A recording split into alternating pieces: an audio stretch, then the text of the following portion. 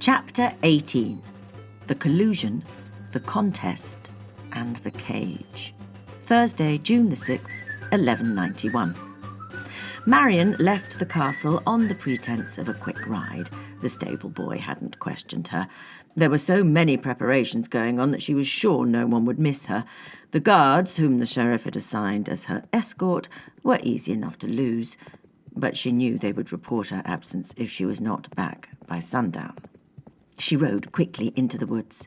It was a warm day, though puddles from the storm lay like ponds on the forest floor. This had not been her original plan. Truth be told, she had expected the outlaw to appear at her window after she'd placed the white roses there. He would appear, and they would talk passionately all night about how to free the captive lady. But perhaps only the rogues in stories could climb the sides of stone towers. Well, if he couldn't make it to her, she would have to make it to him. That being said, now she was in the woods, she didn't quite know what to do next. Should she shout out, "Oh, what is a maiden all alone in the woods to do with this heavy purse of gold?" Maybe she should just call for Robin by name. Well, that wouldn't look suspicious at all. "Are you lost, miss?" asked a gruff, deep voice from behind the trees. She spun her mare around on the damp dirt track and saw a giant of a man. His beard was black, his face ruddy, and his eyes were red from crying. Not lost, exactly. I'm looking for someone." Marian hesitated, but she couldn't stop herself. "Are you okay?" "Oh, not really," said the large man, blowing his nose on his green sleeve. Marian noticed the dark red hood behind his neck. "We had a bit of a tragedy a few days back. I keep remembering it, you see, and, well, I don't like to blub in front of the men." "I see," said Marian kindly. "Well, I am sorry for your ill fortune." Of all the obstacles she thought she'd face today, a crying giant wasn't one of them. "Thank you, my lady. I've always been this way. The smallest things set me off. My brothers used to call me Little Baby John." Marian found it very difficult to imagine this tower of a man as a baby. The large man rallied himself. "I'm sorry. I don't mean to carry on like this. Can I be of some assistance?" Marian took a breath. "I'm looking for Robin Hood." There was no time for beating around the bush, and she was quite keen to change the subject away from the giant's cause of anguish. To her dismay, fresh tears filled the giant's eyes again. "I'm not sure there is a Robin Hood anymore, miss." Marian's heart leapt. "He can't be dead. Sir Guy wouldn't have shut up about it if he'd actually killed him," she said, as much to herself as she did to Little John. "Sir Guy!" Quick as a flash, the giant's hands were suddenly on the reins of her horse. "You would do well to keep that name off your tongue when you're around me." He pulled the beast's head down with incredible strength. Marian struggled to keep her nerve. "Look, I know all about the raid. I know about the woman in chains. And if he wants to save her, I've created an opportunity." There was a long pause as John contemplated her words. "And," she added, "if all goes well, you can kill that disgrace of a knight yourself." The broad hands slackened on the reins. John led them through the trees, his massive strides causing the mare to trot. Eventually they made it to a clearing, where about 20 men in green tunics and red hoods were milling about. They looked anything but merry. A younger man ran up to them. "David, what's wrong?" asked John. "Oh, John, 2 more men have gone. They took a share of what we had left," said David. "Where is he?" "He's still by the grave." "Has he taken any food?" David shook his head. "Water?" David shook his head again. John patted the lad on the shoulder. "Thanks for keeping an eye on him." John held out a hand to Marian as she dismounted. Being around commoners had always made her feel uncomfortable. Not out of fear, but at the sheer unfairness of it all. The eyes of every man followed her. She got the impression they didn't get many visitors here, especially not women. She didn't know if it was lust or envy or simply that maybe they'd never seen someone so clean.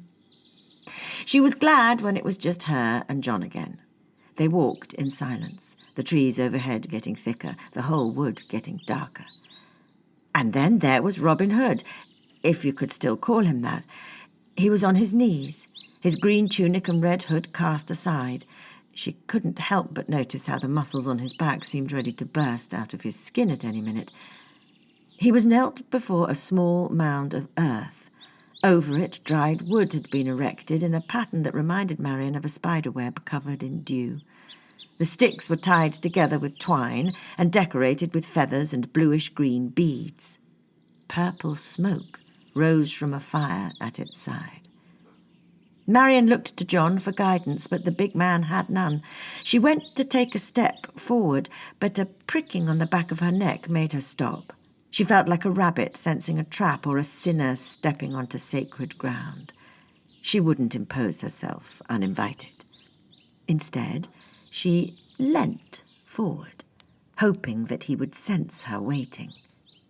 That's when she heard the muttering, his voice soft and quiet. She couldn't make out what he was saying. As usual, her curiosity got the better of her and she stepped forward. As she did so, the fire next to Robin flashed and his muttering stopped. Robin slowly got to his feet. He turned to face her. He looked terrible, his skin ashen, his face gaunt. "I have spent the last 4 days praying," Adam croaked. "What for?" asked Marion. "A miracle at first, then an end, and finally a sign. Do you have any of these for me, Lady Marion?" Marion looked into those storm-grey eyes. "No, but I have a plan." She began to remove her blue silk dress.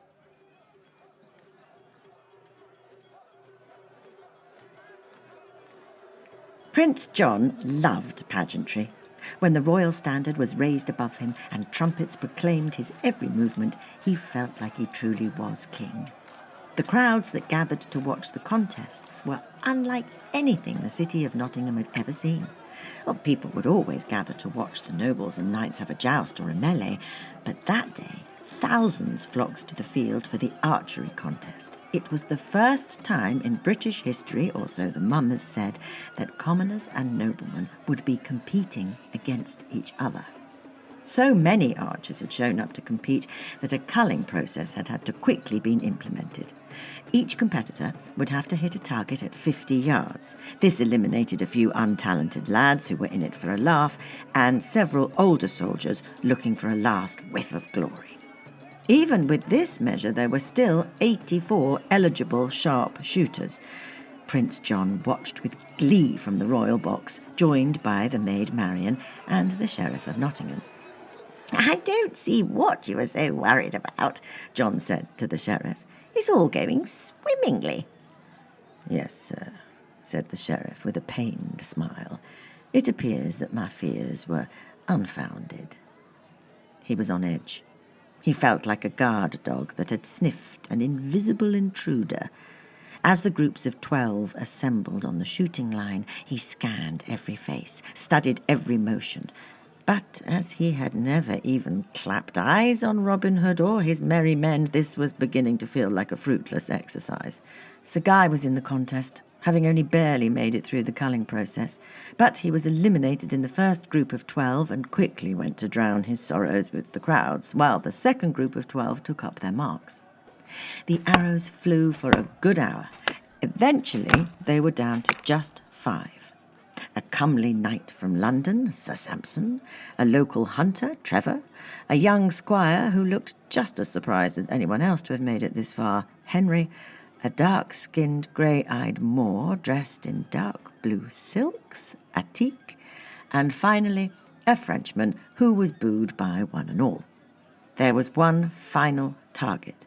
The competitor who hit their arrow closest to the centre would be declared the champion. The pressure finally got to young Henry. His arrow went soaring way over the mark, much to the crowd's amusement. Sir Sampson and the Frenchman both hit true, but outside the centre circle.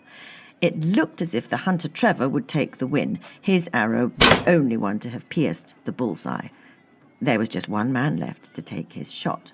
The Moor, Atik, gave a smile and a courteous bow to the hunter before notching his arrow. The tension was palpable as the crowd held its breath.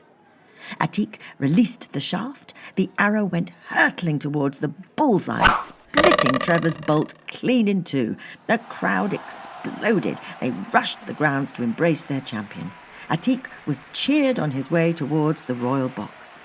Adam, despite his grief, couldn't help but smile. He'd been worried that Trevor was going to scupper the plan. He looked up to the royal box and saw the sheriff and the prince for the first time. Did these two men hold his wife captive? The path was blocked suddenly by a swaying Sir Guy of Gisborne. Adam held his breath. This was not the time to avenge Will's murder, though that time would come soon. Well done! That was a bloody good shot, slurred the knight, wrapping his arm around Adam and joining the crowd, marching him up to the prince. Thank you, said Adam. He spoke in the accent he hadn't used since his Arabian days.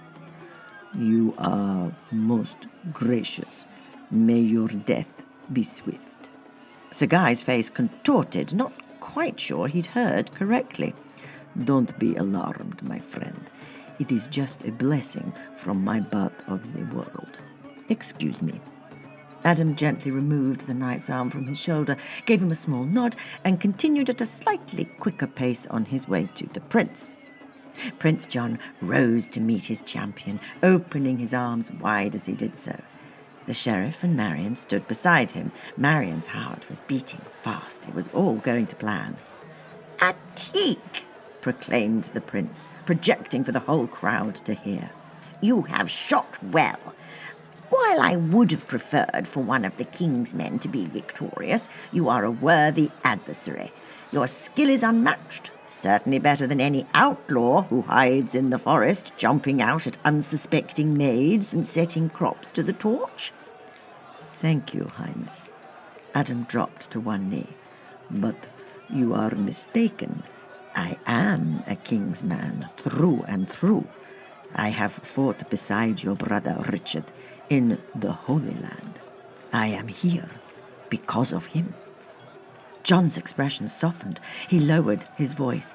"You've spoken to my brother? How is he?" He speaks very highly of you. He said he has no fear of death, as England would be left in the most capable hands in Christendom. The prince's face looked almost overcome with emotion. "Atik, it would be an honor to have you dine by my side tonight." Adam smiled and bowed low. The flattery had worked. "Kiss!" yelled an excited lad from the crowd. He was quickly joined by rather more rowdy calls for the Moor to collect his reward. Adam had quite forgotten this bit. He turned to look at Marion. She had gone quite pink. Adam strode up to her and pulled her close. Marion had been kissed before, by clumsy boys and drunken knights, but this was different. The jeers of the crowds melted away, and a rush of blood filled her lips. Her only complaint was that it was all too brief. "Thank you, my lady," Adam whispered in her ear. "It's all going very well." He pulled away, walking back down through the field to prepare for the evening's festivities.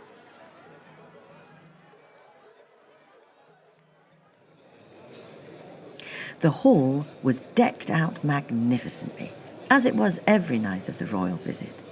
The tables were heavy with food, the castle full of merriment.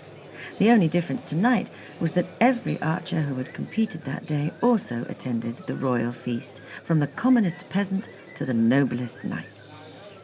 The prince sat in the middle of the top table, flanked by the sheriff and the champion Atik. The Lady Marian sat left of the sheriff, and Sir Guy of Gisborne by the champion archer's right. Though the flagons of wine were frequently filled and emptied, only the prince and Sir Guy seemed to be drinking.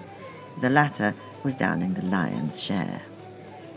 The thing I never understood is that you people have Jesus, but not like we do, Sir Guy asked Atik. True. We see him as a prophet, a great prophet, second only to Muhammad himself, Adam replied, politely, sipping from his goblet of water. And this Muhammad, is he the one who says you can't drink? Continued the knight. Yes, it was said he thought it could cloud people's judgment. Very wise, interjected Marian, craning her neck to join the conversation. I think many a Christian man could heed that advice. I see you also don't drink, Sheriff. You aren't a barbarian convert, joked Sir Guy. The sheriff ignored him. He was too busy surveying the hall. Having all of these commoners in his home made him uneasy. They outnumbered his men 3-1. Your Highness, said Adam, turning to the prince, this is my first time in Nottingham. Do all the people of your country love you so?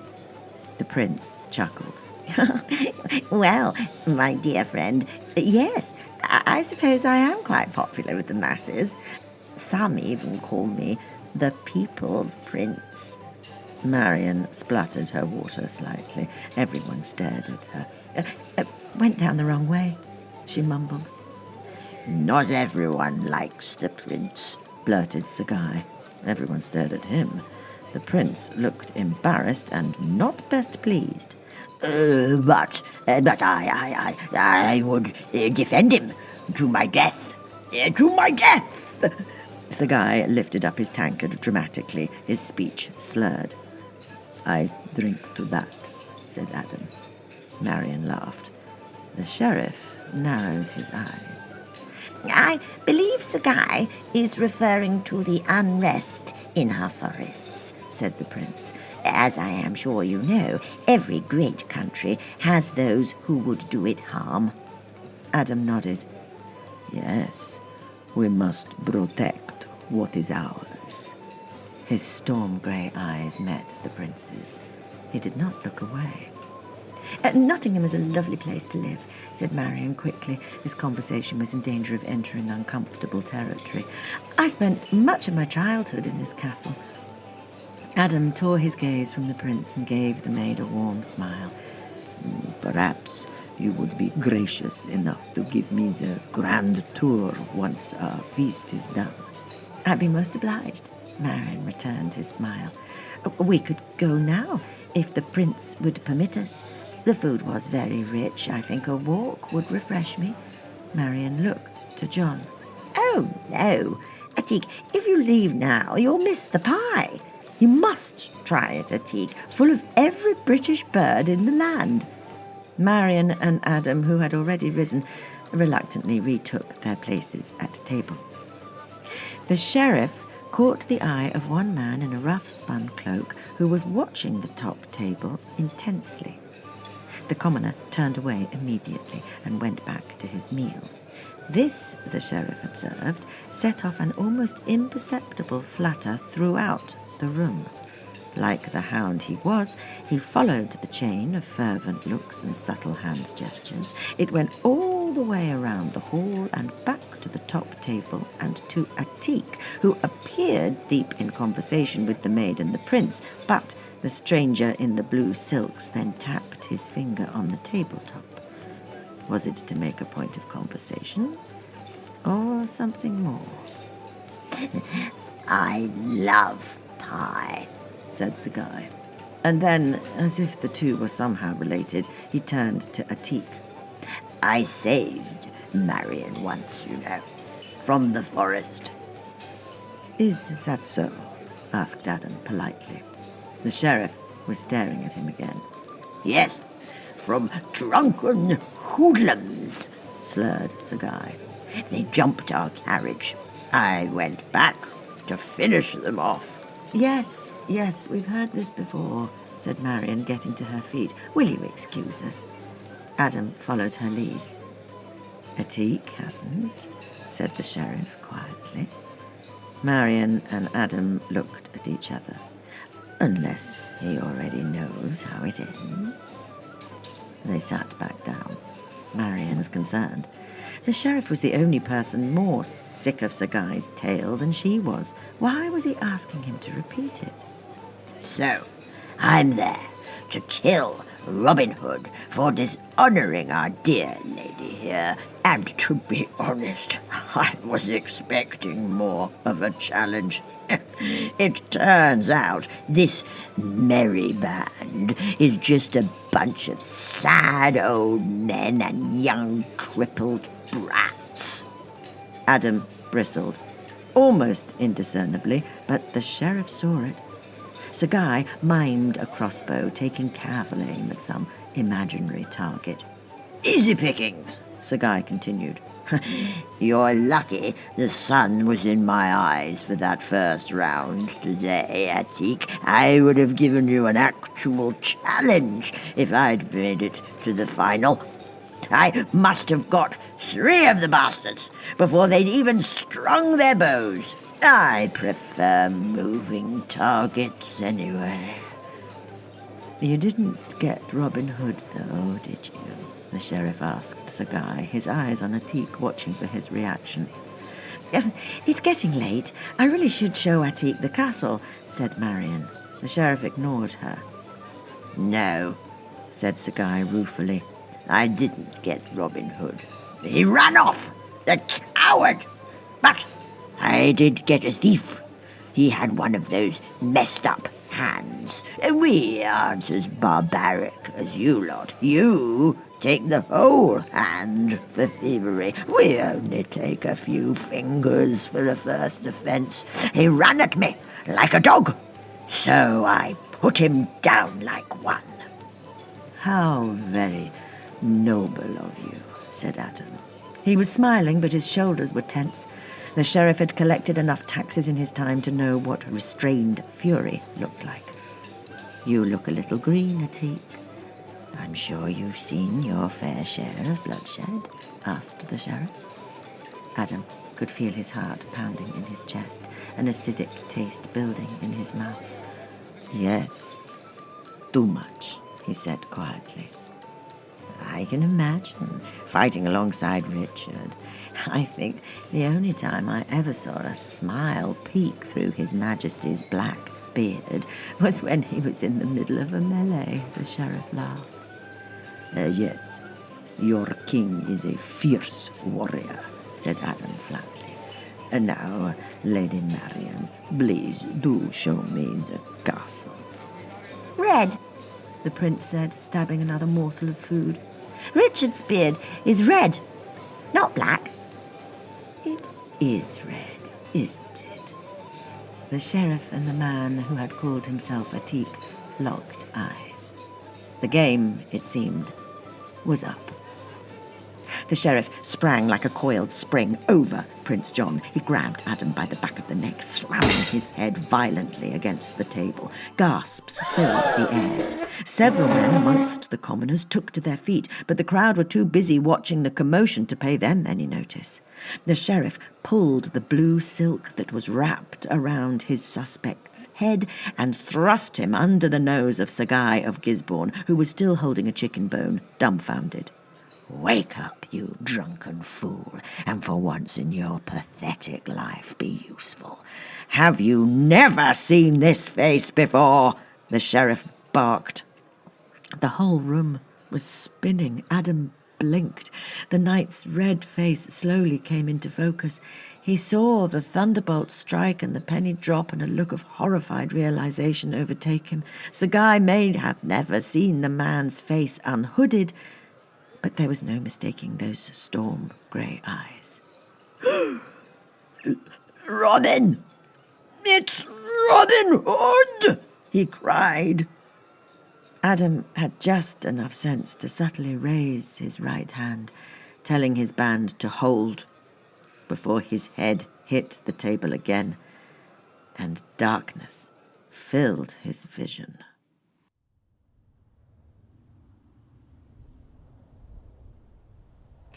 Adam awoke in a small, dark cell on a stone slab masquerading as a bed, with only a straw pillow to cushion his throbbing head. A barred window let in a small gust of cool night air.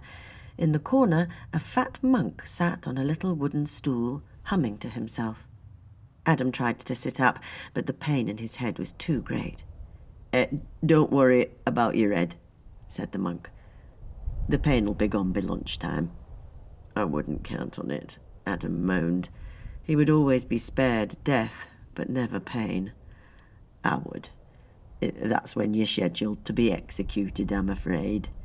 The monk walked over to Adam. "I'm Friar Tuck. I'm here to read you your last rites." "Last rites?" Adam laughed. "Do you have any idea how many times I've been read my last rites?"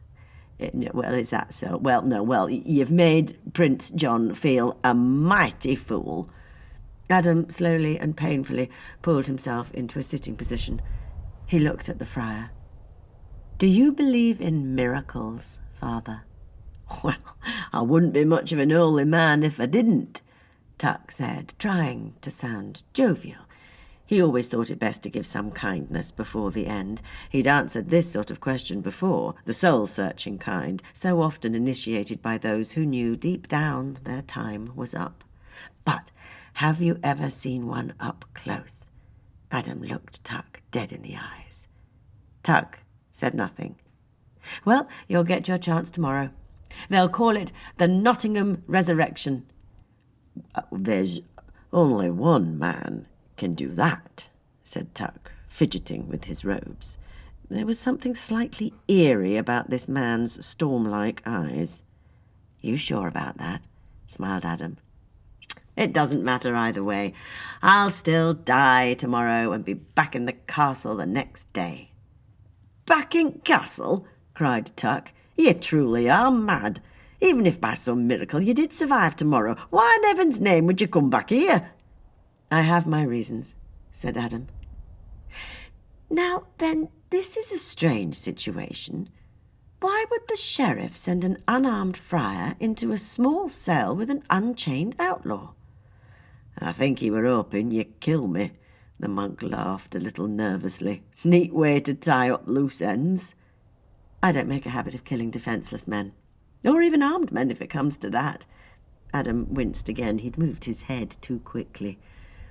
"Well, won't he be disappointed?" Tuck murmured. "Would you like the rights, just in case?" "No, thank you. Why does the sheriff want you dead?" Adam asked. "So summit I shouldn't." Those storm-grey eyes were back on him again. It was very unnerving. "What did you see?" The monk looked at his feet. He knew he shouldn't say, but then again this man wouldn't be alive much longer. "Dead woman in a box. Only she weren't dead." Adam's eyes flashed. "What?" "Oh, nowt. No need to worry yourself about it. You've got more pressing concerns."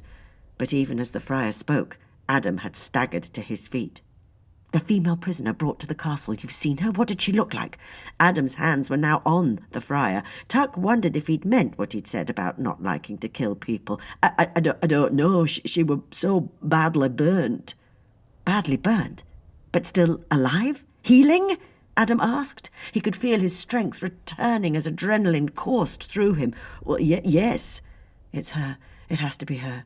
She's the only other person who could survive a burning." "Friar, you have to get me out of here." Adam fell to his knees. "Please, I beg of you." "Well, I couldn't even if I wanted to." Tuck's eyes flicked towards the door, wondering if anyone would come if he screamed. He didn't think they would. "How did it feel when you saw that woman?" Adam persisted. "Horrible," whispered the friar. "I've seen suffering, but not like that. Every moment that woman is kept in bondage, her suffering will increase. She is mine, and I am hers." Adam's eyes filled with tears. You know this woman?" She is the world to me, and knowing where the friar's Achilles' heel would be, pleaded, "If you are a man of God, you will help me." The friar stared at him. "Please. She has been kept from me for so long. You saw how she was. We have suffered enough." The friar paused, deep in thought. Then, without another word, the friar frantically began to undress. Adam, catching on, unwound the layers of his blue silks. 2 acts of generous disguise in one single day. People could be kind. A minute later, Tuck was lying on the stone bed in a sea of blue, and Adam stood in the monk's robes, hood raised over his face, the straw pillow substituting for the friar's paunch. They looked at one another. I guess it'll have to do," said Tuck. "Thank you," Adam whispered. Tuck nodded. "Guard, I'm finished," he yelled before quickly turning to face the wall and lying as still as possible. He heard a key in the lock and the door open. "All done, Father," Came the gruff voice of the man-at-arms. "No trouble, then?" Tuck held his breath as he heard his impersonator give an affirmative mumble. The door locked behind him, and he was left all alone.